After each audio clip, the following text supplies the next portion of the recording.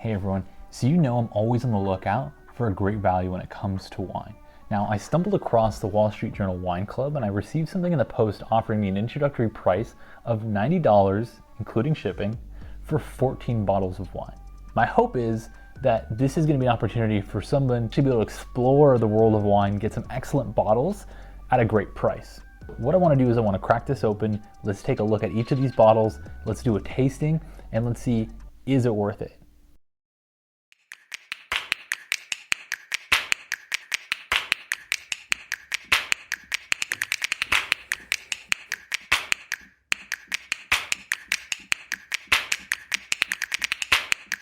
Let's get down and see, do these wines actually hold up? But before I jump into that, I just want to give ourselves a little bit of a structure on how we're going to approach the assessment. Now, I'm going to be looking for a few things: balance, intensity of flavor, the length of the finish, and complexity. And on that scale, we're going to judge, is this poor, acceptable, good, very good, or outstanding wine? Outstanding being something that has all those criteria. It's balanced, it's got intensity of flavor, a nice, long, satisfying finish, and it's got enough complexity, but also that's going to be a worthwhile to actually be able to age, and it's going to improve with time. So with that, let's go ahead and jump into the actual tasting part. So here we have Palacio del Conde Gran Reserva 2016. This is from Valencia, España. Let's go ahead and crack this open.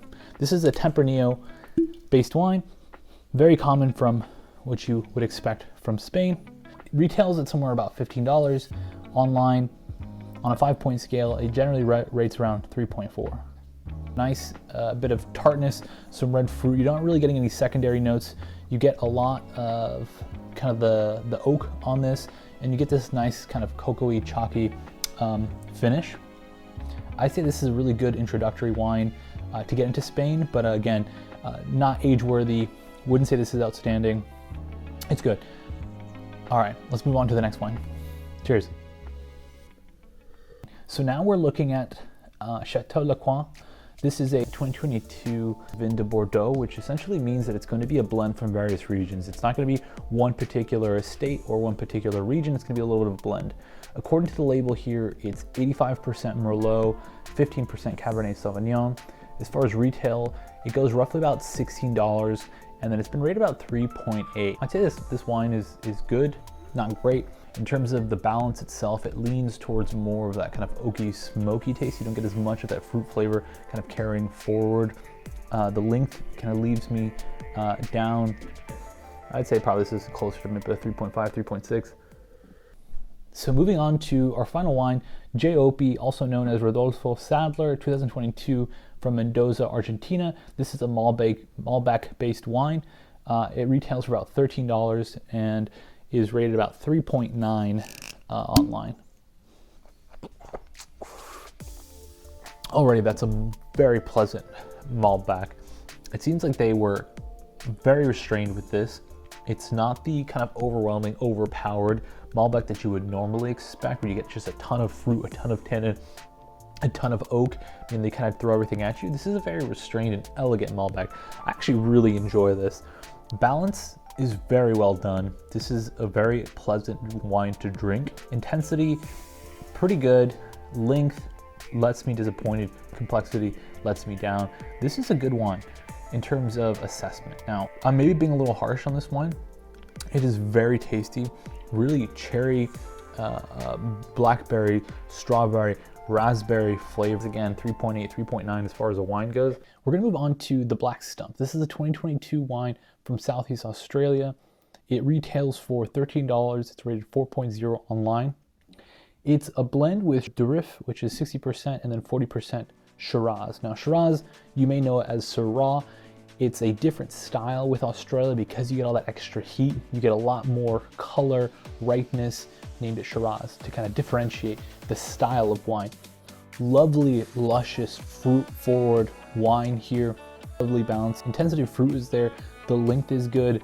Complexity, I'm gonna say detract here just a little bit. I'm gonna say this is actually very good wine, so I'm actually not gonna disagree. 4.0 I think is really accurate on this. This definitely hits above its weight for $13. It's a steal, great choice. So moving on to the next wine here, we have a Collezione de Paolo. This is a Chianti from the Tuscany region, 2021. This is probably going to be mostly Sangiovese. This one retails for $18, 3.9 rated online. This is a very well balanced wine. The tannins are very silky, very smooth. Here, it's got a nice medium plus finish. Not a lot of complexity, and that's okay. The wine has lovely balance. Intensity of fruit, I'm going to go medium. The length of the finish, probably medium plus.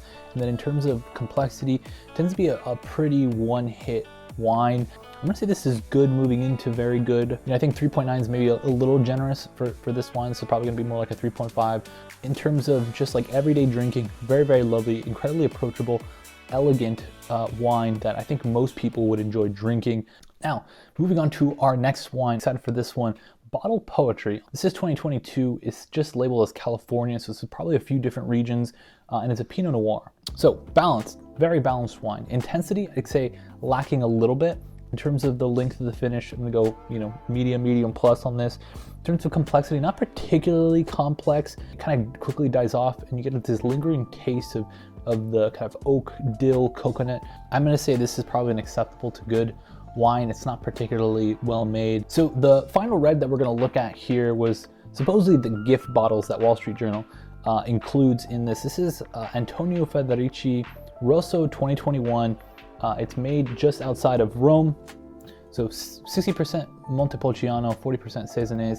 This goes for $23 retail and is rated 3.9. Just the quality of the fruit has a very candied cherry flavor to this. This is not what I expected from this wine. I think this is a wine that would have kind of general appeal. It's non-offensive. I would say it lacks acidity. Very simple, easy, everyday drinking wine. I think for $23, I think it's a little high for what this is. I think 3.9 is far too generous for this wine.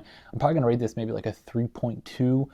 Easy to drink, not particularly typical of its region. There's not a lot of complexity there. I want more tannin, I want more acidity, I think, to kind of balance out a lot of this kind of candied component. I'm gonna go with this as being an acceptable wine. This is probably one of the lower rated wines that I've got my hands on. For starting out and kind of exploring the world of wine, I think they do a really good job of kind of covering the world at a really affordable, approachable price. One of the kind of patterns that I'm seeing throughout a lot of these wines is that they really are going for kind of like a mass market, enjoyable, easy drinking wine. Very few of these, if not any of these, could really age.